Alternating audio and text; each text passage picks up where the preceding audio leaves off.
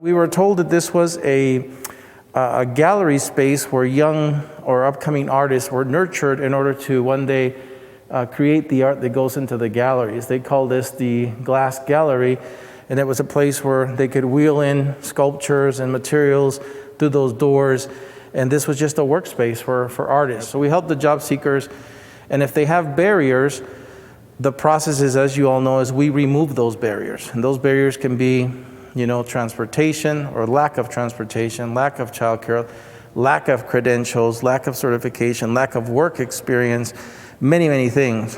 That's on our menu to remove barriers. And then on the other side, of course, a job seeker has to go to work somewhere. We don't create those jobs. We don't put them in government jobs or our agencies. We need employers to provide those opportunities for these job seekers that we're preparing for work. And so it's our other customer, if you will. In the past, this area had done really well with serving job seekers. We had multiple American Job Centers. Dieter had their own, we had our own, TANF had their own, but none of them were specific to employers. And so, long time ago, I think it was almost 4 years ago now, maybe even more, the United States Department of Labor, who funds all of this work, came here, visited us, and one of the first things they told us was, you guys are doing well in many things. What you're not doing too well is in servicing or serving employers in your area. And we were asked, what do you mean by that? And they had a PowerPoint, which I still have it, but because they spent 3-4 days shopping our area and pretending to be job seekers, pretending to be employers. And each group had their own application process. Each group had their own language they used, and each group, and so we were the furthest from an integrated, as they call it, an integrated business services model. Other areas were doing, and still are doing perhaps better than us. So we were really called out to say, you guys got to get together as a system and find a way to have one voice, one process for employers, so they can come into our system and not have to, if you will, talk to multiple people, go through multiple interview processes, go through multiple application processes. So that was the genesis of us saying, we got to do something about it in our area. And at that time, Workforce Connections had a staff of 5, and they were colleagues of mine. Irene wasn't there. I think nobody was there. But so we were contributing to that issue by creating our own team. The One Stop, that building, they had their own team. Dieter had their own team. And the Job Connect and their Voc Rehab, they had another team. And so it was just, again, 4 different business services facing, if you will, teams. And so that's where the idea of EmployMV Business Hub was born. We said, how do we have a brand for the system that we can all buy into? Right now it's just Southern Nevada, but we thought maybe one day all of Nevada. And what is it, the tool that we use that unites us is the EmployMV system that we use to serve job seekers and employers. So that's kind of where this came from. The idea of a brand that kind of unifies us and that we can rally around, establish a place where Dieter, Workforce Connections, the One Stop staff, TANF staff, Voc Rehab staff, business and industry, anybody who really wants to serve employers can come together and do it. And we never thought that everybody would necessarily be here physically, but we thought that this would be the place by which you can connect to all those places. So an employer doesn't have to go to all those places anymore. By visiting here, an EmployMV Business Hub, either physically or virtually, they could connect to all of that. So that's the why. And then again, we come back to this point about where do we put them. And so back to the day I was telling you about where we walked this building and we say, do we embark in this? And so we brought several people to kind of make sure, number one, that we were on the right path and see if they wanted to be a part of it. Some of those people were the CEO of the LVGEA, the president of the community college, the superintendent of the school district, and the president, CEO of the Vegas Chamber. And as we walked this space and we painted the vision, right, it was difficult to see at that time. Believe me, the room looks a lot different when it's painted white than when it's painted black. And, the touches that the better carpet, the furniture, the technology that's in both rooms really makes the space look very different. But even back then, everybody got it and say, I can see, even though at that time, I think we were at the beginning of the pandemic, right? We said, well, 3 months from now when the pandemic's over, you know, we'll be okay. I mean, unfortunately, here we are 2 years later, the pandemic's still not over, but that's another subject. So, but they really saw the vision and said, this is the right thing to do. So the process of getting from zero to what you see now here was almost, I think, 6 months, Irene, for this space. So in the meantime, Mary Beth Sewell, who was and still is the CEO of the Vegas Chamber, called us to the Vegas Chamber and showed us a space and said, could we have a hub here where businesses already come to find help, where businesses pay actual money, membership to my organization because they want us to bring them value.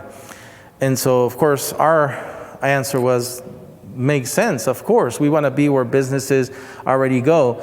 You're a trusted, representative of the businesses, and so that's why we're in the Vegas Chamber. And because over there, everything was already set, that we needed no new carpet, no new paint, no nothing. We just moved in. And I think we moved in a month before this one was completed. So technically, even though it was this space that inspired the first business hub, the first one to open was the one at the Vegas Chamber. Shortly after, we opened this one. And since then, as you know, we've opened the city of North Las Vegas and then the city of Henderson. And in about 3 months, give or take, we'll be opening a fifth one at the Green Valley Library.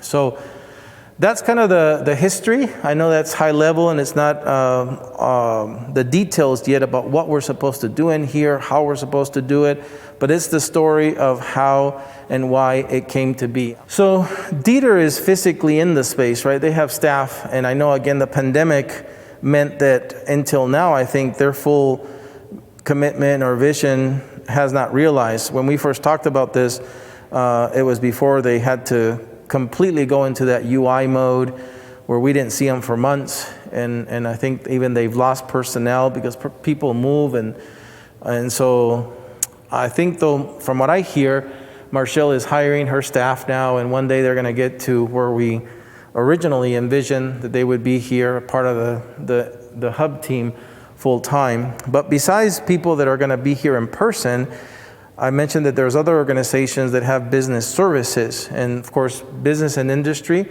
is one of them.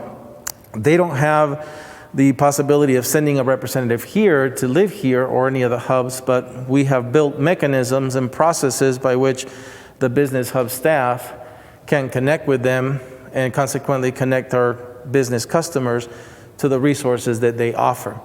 And we made also, of course, that available through the website and so forth.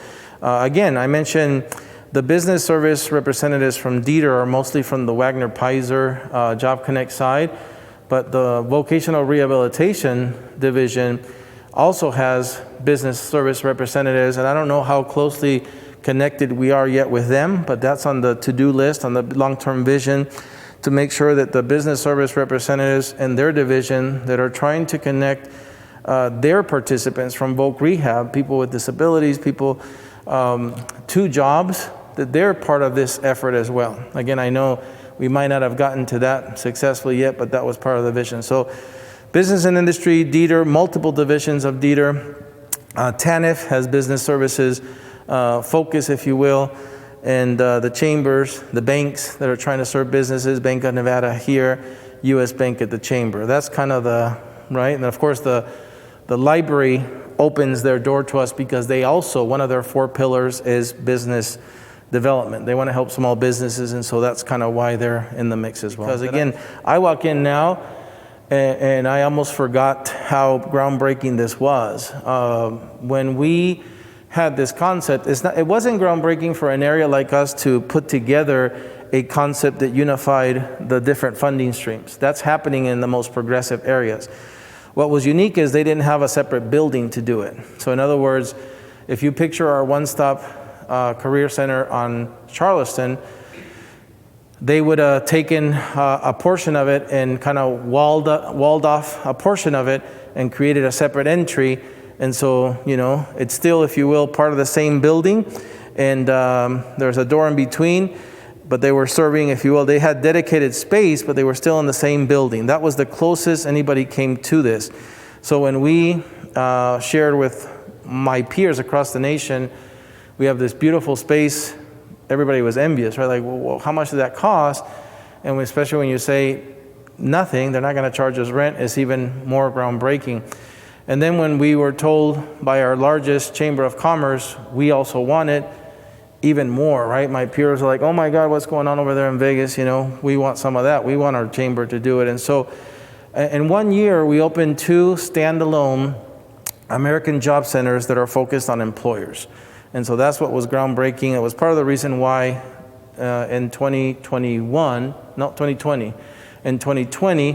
because that's when we opened them, right? So that's why in 2020, we won that national award that kind of rewards the best board in the nation, and there's 550 boards. The best one that's aligning economic development needs of the region to the workforce development investments that we make. Another way to remember how successful this initiative has been, and by no means has it been perfect. I think that's what I want to get to, talking about what are our challenges today to really fulfill the full vision. We haven't arrived there, but what it's done is catch the attention of other people who say, yeah, we need to be serving businesses in a better way.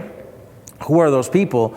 The mayor of North Las Vegas, right? He said to Irene and I at the LVGA meeting one morning, I want to bring businesses to my city, but I can't tell them there's a place for them to go get their workforce needs. I can tell them there's a place where they can go get the fastest business licensing process in the state. I have the fastest fire department response in the state. He listed us all the great things he tells to businesses why they want to come to North Las Vegas. But he said, but what I'm missing, Jaime, is an access point to that I can be proud of and I can point to and say, here's a place where you can access all these resources that the public workforce development system has, and I don't have to send them to multiple places like a Job Connect, a one-stop career center, and so forth. So he obviously has one now, and so does Mayor Deborah March, another mayor who said, I see the value in that. I have an area where I serve businesses. I would like that as well. So I think those things, and now of course, the libraries from Green Valley, or the Henderson libraries, I should say, they give us space for 2 one-stops, one at the Gibson Library and one at the Green Valley Library. And they, having seen all of this, neighborhoods evolve after, years. When they tell me that when that neighborhood was built in the early 1980s, Sunset there in Green Valley Parkway looked very different than it did before. The median income was very different. The businesses were different. And so, now there's a La Bonita right there across the thing. And so it's a different neighborhood. And so they went through an analysis and a study about what do people really want in that Green Valley Library? What does that neighborhood need? What do people look for when they go to a library? And at the top of the list was what we provide. The services that connect employers to a ready workforce. And so they decided to give us more space than they were already giving us. They decided to redesign the library to really focus on what people want. And so we're going from having 500 square feet to 4,000 square feet, 8 times as much. It's here we have a little under 3,000 feet between everything we see. So imagine 4,000 feet, it's like huge. And so we're in the middle of that process. I told you before, I walked it about 3 months ago. Tired walls, tired carpet, tired furniture. And so right now we have everything on order, new carpet, new paint, new FF&E. Does anybody know what FF&E is? Sorry, so it's furniture, fixtures, and equipment. In the construction industry, that's what you use to say all that other stuff, computers, desks, and whatnot, lights. So it's going to be a beautiful space, much like this one. The only difference is the caveat for the Henderson Libraries was we want an employee MV business hub, but we don't want to lose the one-stop for job seekers. And so What we're going to do is much like the other places I told you, is create a physical divide and two separate entrances to that space. So when you enter to the library, you'll have a clear path and entrance into the job seeker services, and then a separate door that you'll probably only access by appointment, because I think that's what happens here. So when the business is there, probably the business services ambassadors, consultants, and reps are expecting them, and so they'll come out to the lobby and take them into that special space that very much looks like what you have in there. Same kind of setup, mediascape, lounges, whatnot, office space. And then there'll be a room much like this one that both areas can share. The job seeker and the business hub can share a multi-purpose room, much like this one, chairs, collapsible tables, and so forth. So that's a lot of information, but are we ready to dive down to what we're doing in a business hub? All right, let's do that. So I think for us, again, I'm going to tell you the vision and what we as a region, as a board, we are called to lead employer engagement. So when you read WIOA and you read the responsibilities of local boards, that's one of them.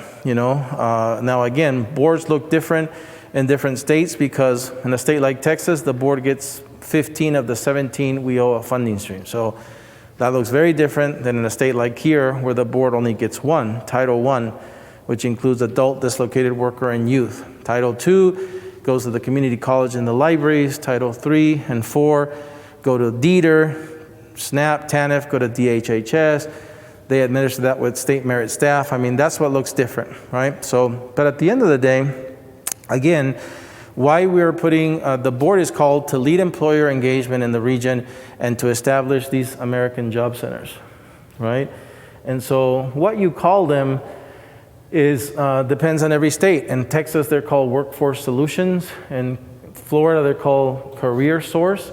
And so, the name doesn't matter. Really what matters is that they're American Job Center network across the country, and they're meant to serve, again, to connect employers to that ready workforce. So for us here in this business hub or any of the other ones, our vision is an employer comes in, and through the dealings with a business service ambassador, a business service consultant, a business service rep, they again, in one visit with one set of language, and I know that's easier said than done, because for years we've been talking different languages, but we gotta, I think, simplify that. That's our vision, that we together, working together, we say to an employer, and on-the-job training is this. And we don't call it something else if it's the same thing, right? That's the work we have to do, I think, to make it simple for the employer to know that if it's a reimbursement program because they're providing the training, then that's what it is. If it's a incentive program because the employee has been there for 30, 60, 90, 120 days, then that's what that is. And so if it's a work experience, whatever the things are, we want to be very clear with the employer up front that this is how we work with them. So again, whether they're hearing it from DETR, business and industry, or staff here from our American Job Center, we want them to hear the same thing. We want employers to be, if I go back to that DOL visit, what we don't want to hear anymore is DOL come and shop us and say, 5 years later, I'm still hearing a story from this group, another story from this group, and I'm still having to travel multiple buildings. So this is, the vision for this is the solution to that, where when DOL comes back and shops us, hopefully that pretend business ends up here and they walk away saying, in Southern Nevada, they finally figured it out. They fixed it. I was able to ask, how do I access SEP money, Silver State money, whatever money, and they told me right there. In that Employee NV Business Hub, I found the answers on how I access all the money in the public workforce development system. So that's the vision of the hub in a nutshell, right? So I would like to hear next maybe some challenges, right? Because I've laid out for you a big story and a vision for what we need as a solution to a problem that I told you about. What challenges do you think stand in the way of that? Some of you have been here already. Some of you are coming on board. So what challenges do you see, from what I've painted? Because if it was that easy, we maybe would have moved ahead and we wouldn't have had some of the pains we had so far. So on the One Stop Center, they have the same challenge, because in the One Stop Center, there's also multiple funding streams to serve, again, clients. Clients with, again, vocational rehabilitation programs, Wagner Pizer employment services programs, Title II adult education family literacy programs, our adult dislocated worker and youth programs, Youth Build, UI, senior, community employment services programming, on and on, 17 programs, and that is the challenge. We, again, in the state of Texas, the board gets all those funds and says to somebody like Equus, here it is, make it happen. Well, that's easy. But here, the board only gets one and says, Equus, here's Title I. And so the Nevada Department of Education says to the community college and the library, here's Title II. Dieter has Title III, Title IV. DHHS has, 3 of the others. And so you can see it's a challenge. Have we moved the needle from 4 years to now? Absolutely. We were a 0, I think, 4 or 5 years ago, right? A 0. We weren't collaborating at all. Are we at 10? Absolutely not. But we're somewhere in there. We've moved the needle because there's been, again, unprecedented collaboration where state agencies have said, okay, I can be a part of that. We're not at the finish line, but I think, validate your statement. I would probably say that as well, and it applies to the business hubs and the other job centers as well. But we're not, I guess I'll finish by saying the commitment of the board is to continue to work with the other partners that administer those 17 funding streams to continue to improve that collaboration. One of the challenges is that there's benefits to being separate, and I'll tell you why. Because when you want to go buy a car, and whatever your favorite brand is, I guess I'm not going to say a brand. I always get in trouble for saying the brand, but if you choose a brand for a car, and you're on their website, and if you're interested, they're going to send you where to go look at a car? Their dealership, right? Say, hey, we have what do you drive, Isaac?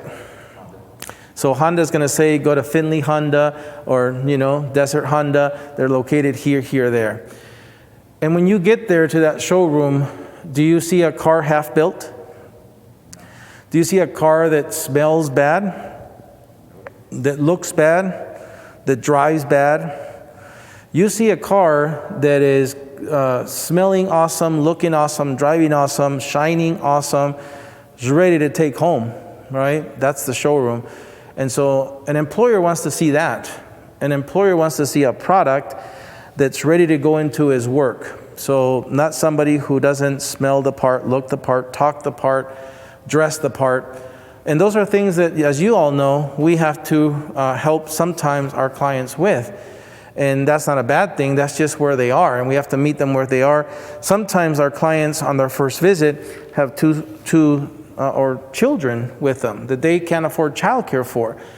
And so again, we want to present a product to the employer that inspires confidence, that they want to come back for more. And so that's the pros of why you want them separate. But then Julie mentions there's also cons, because that immediacy is like, well, you got to drive down to the one stop, right? And we want to solve that. So I would say, Julie, one of the things, and Malik, this is something I think that should be on our plate on the board, is there's multiple ways to address that.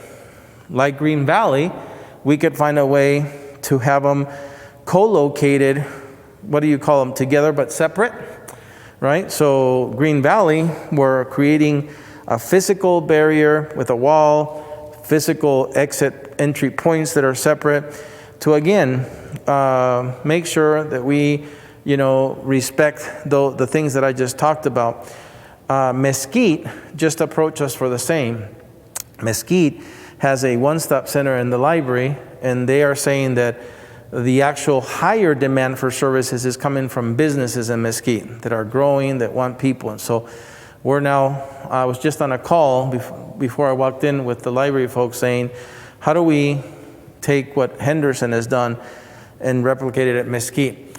That all leads me to say, can it be done here? I think so. Malik, what's the manager's name here? Lorinda. Have you met her? So I bet you anything, if Lorinda was here, I'm sure she's not hiding in there, Lorinda. But Lorinda was the one that gave me my first tour here. And she showed me photos of this space and that big gallery over there, activated with, I think it was like 600 people for a business expo that she had 8 years ago. And that's kind of what inspired this whole thing.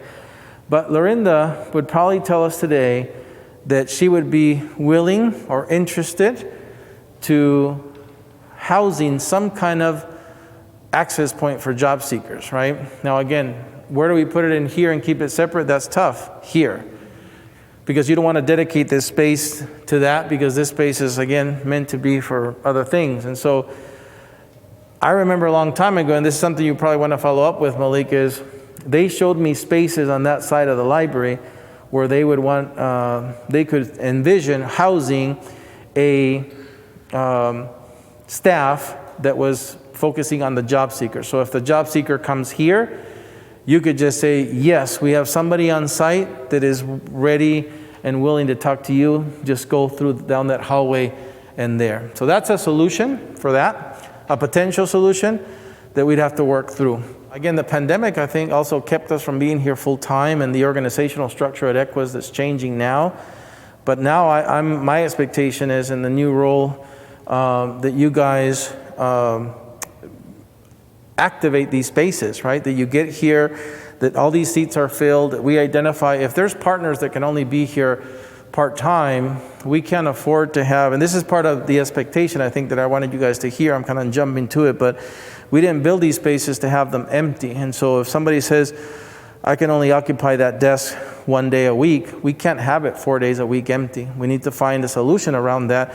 If there's a partner that only comes 1 day a week, well, they might not be able to get a desk, they might be able to get, some other space. Now, there's other partners, let me be clear, that, like for example, a business service rep from Dieter, their job is not to be in their desk 40 hours a week.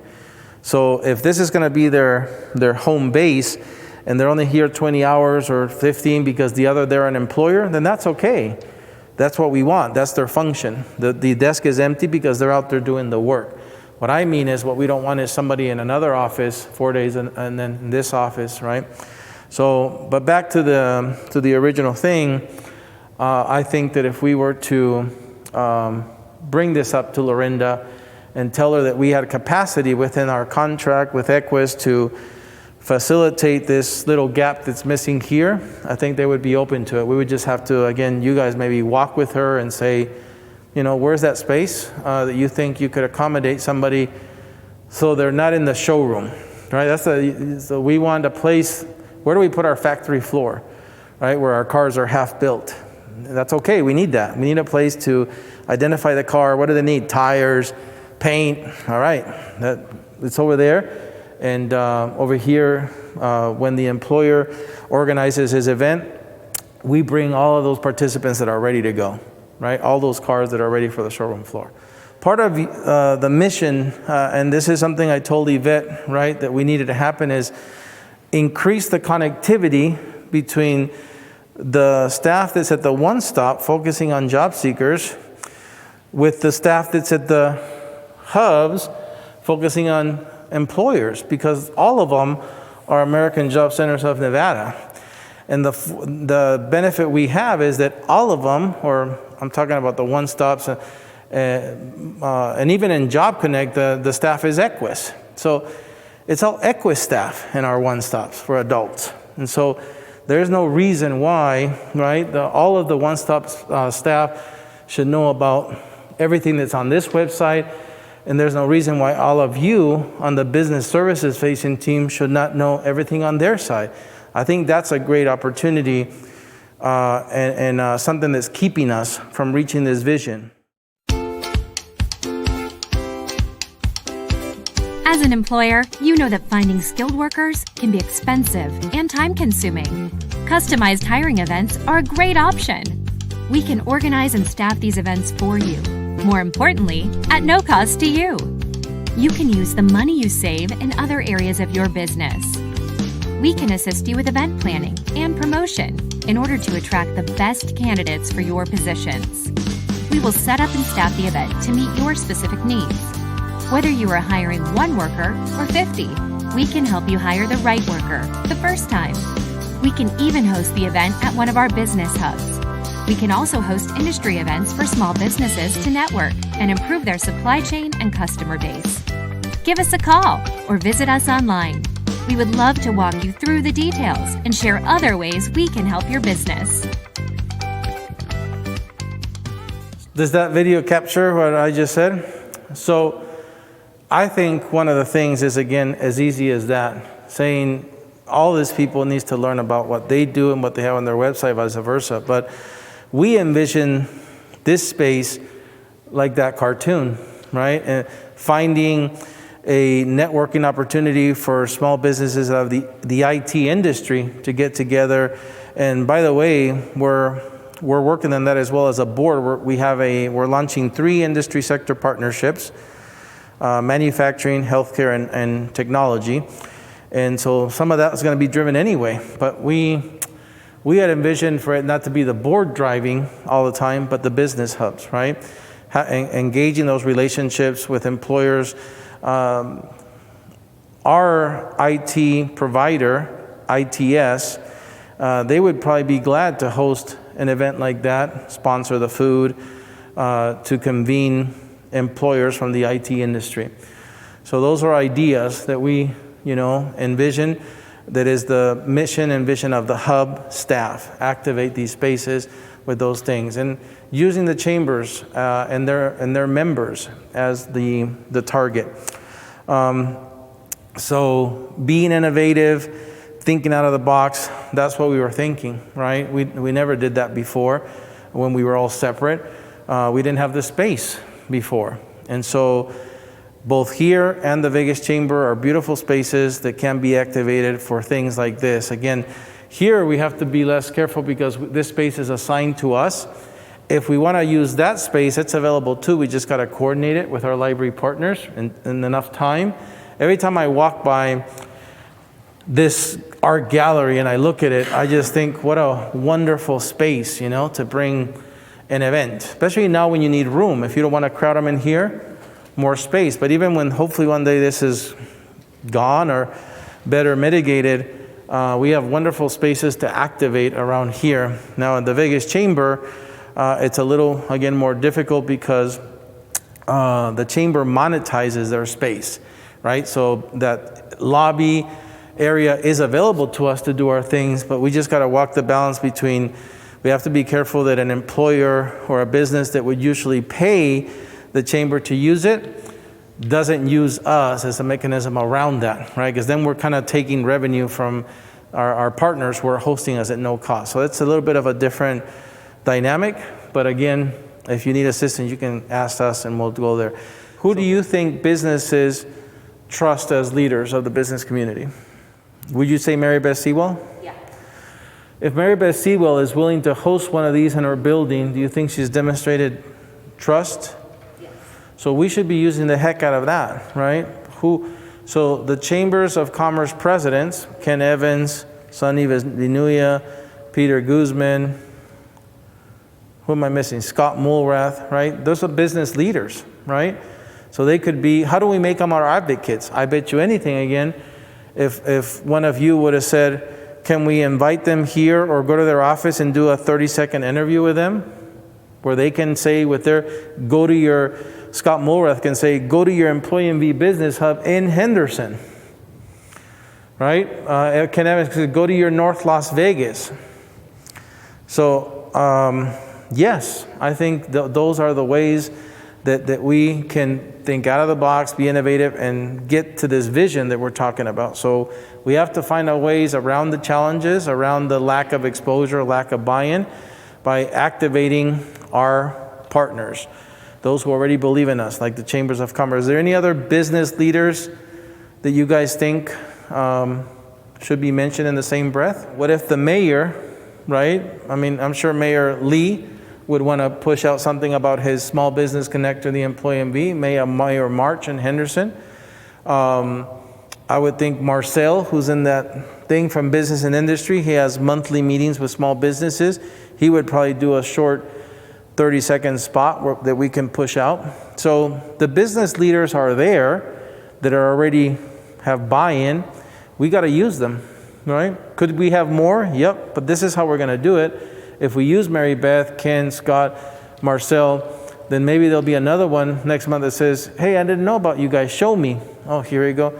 I want to be a spokesman too, whoever they are. I don't know who they are, but that's how we're going to get there, right? So it's kind of like that, the shows, you know, where they pick a person and they do the makeover, right? Or the house makeover thing where they reveal the big house. So I love that idea. I think, again, as a business services team, right, that all the folks from Equus that are doing business services, along with Marshall and her team, should probably get together and say, how do we do something like that, right? Is it start like a context where we say, do you want to, because that's flipping the approach from waiting for the person or the business owner to come in here to being more assertive and proactive and saying, do you want a business makeover, right? Do you want a business makeover? It's a different deal. So people like to win things, right? So maybe it's, again, a campaign, win a business makeover, win a free employee, oh, that's the wrong word, but win an employee. We can do a hiring event for you. Right. You may not know that some of the services that we provide. Right. That's one of the things that we can do for them. Yeah, so you can say, if you win this makeover, you will have a hiring event valued at $2,500 if you staffed it for free. You will have your first 2 employees on an OJT that will save you 90% of their salaries for the first 3 months. You will have A, B, C, D, right? Here's how you win. That's awesome. I love it. But to me, again, what this exemplifies is what I told Yvette the day I met her there at the that JW Marriott event, right? I was so shocked when I saw Janae, Alex, and the other business service ambassadors or business hub staff walk up to the people from the one-stop staff and introduce each other. Hi, my name is Alex. I was like, what? How do they not know each other, right? They're part of the same team. They're in different stores, right? You know, this is the Apple store in Summerlin. That's the Apple store in whatever.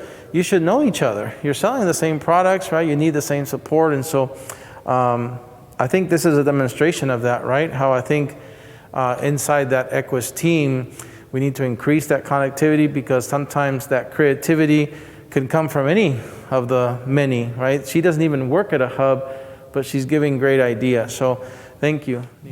And I think, you know, what you said is so true. There are certain things completely out of our control, right? That's the reality of that world out there that we're still in. We just can't control that. The people, you know, are still afraid of the virus and its variants and its effects on them, their family.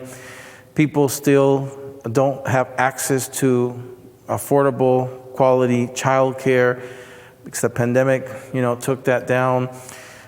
People, some cases, don't want to return to the same work they did, whatever that was, serving food, changing tires. I don't know, they want something else.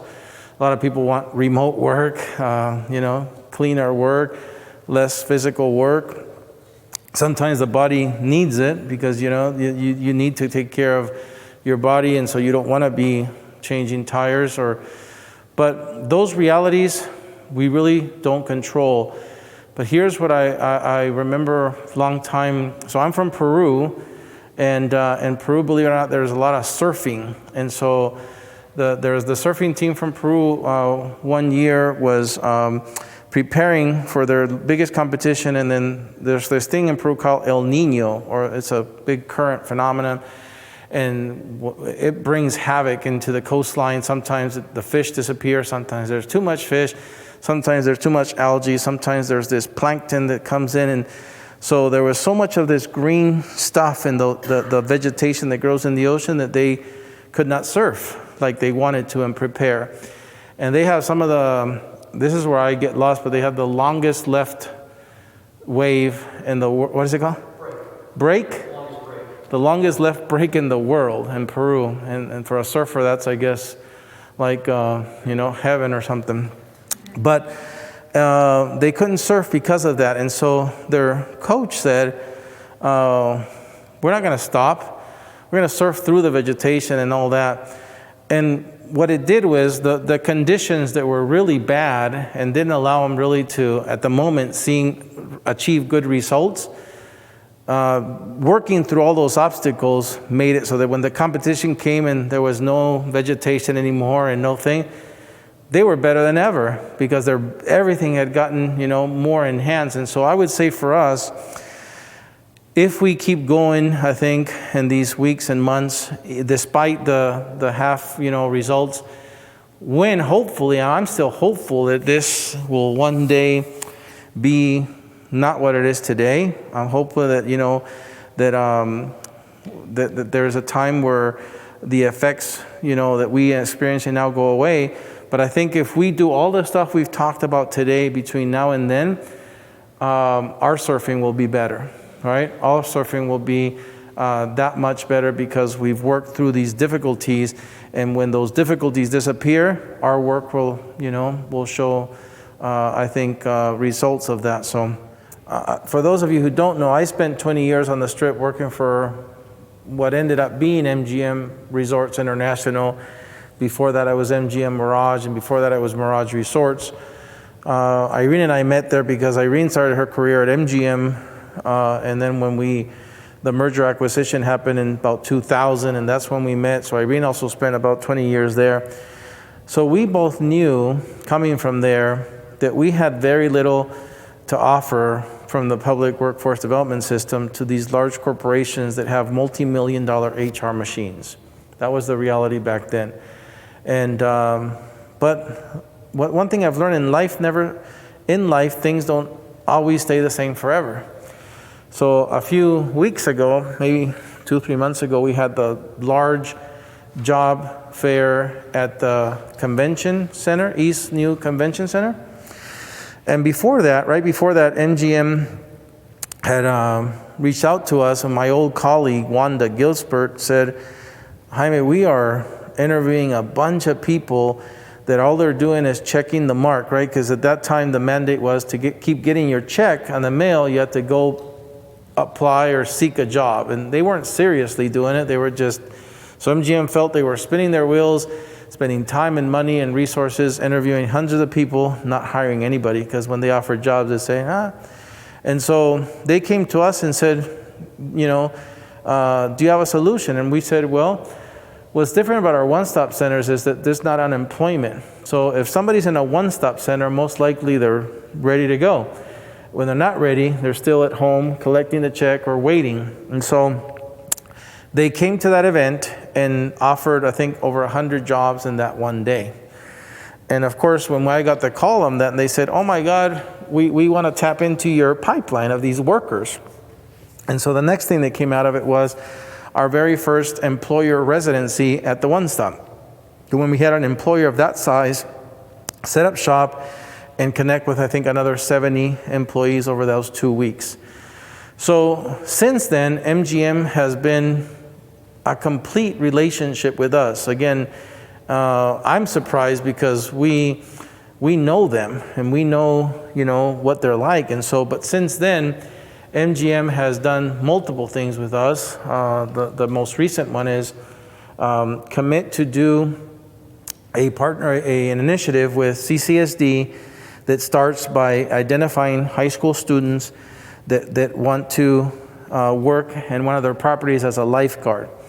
And so if they're going to earn extra money, of course, working, but they're also going to earn credit from CCSD for being a lifeguard for their PE requirements for graduation. So they're knocking two birds with one stone.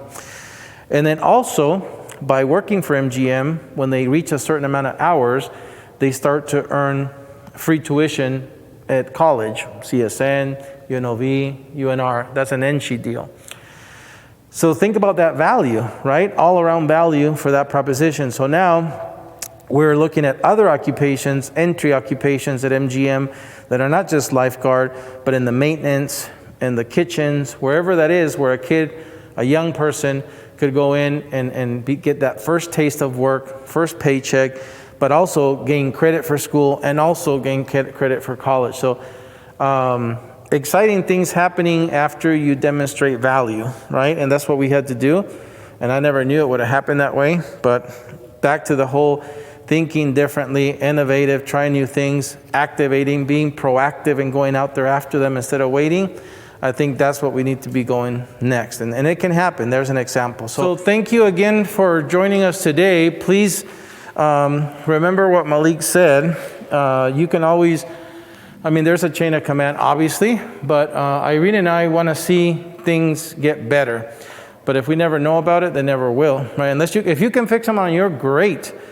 But if you need us to open doors that you can't, that's what we're there for. So we'll keep these conversations going. Thank you again. Have a great weekend, everybody. Thank you.